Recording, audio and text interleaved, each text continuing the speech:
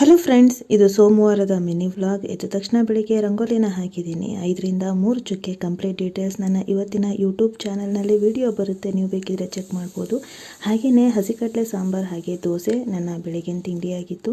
ಮಕ್ಕಳಿಗೆ ಬಾಕ್ಸಿಗೂ ಸಹ ಅದನ್ನೇ ಕೊಟ್ಟೆ. ಚಟ್ನಿ ಆದರೆ ತಿನ್ನೋದಕ್ಕಾಗಲ್ಲ ಅನ್ನೋ ಕಾರಣಕ್ಕೋಸ್ಕರ.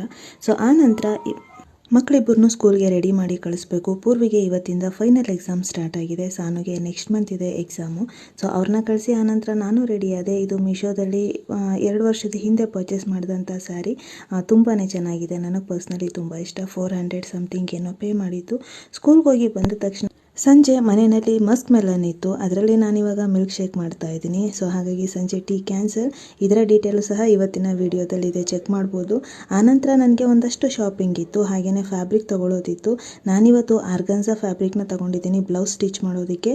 ಸೊ ಬ್ಲೌಸ್ ಸ್ಟಿಚಿಂಗ್ ವಿಡಿಯೋನ ಆದಷ್ಟು ಬೇಗ ನನ್ನ ಚಾನಲ್ನಲ್ಲಿ ಅಪ್ಲೋಡ್ ಮಾಡ್ತೀನಿ.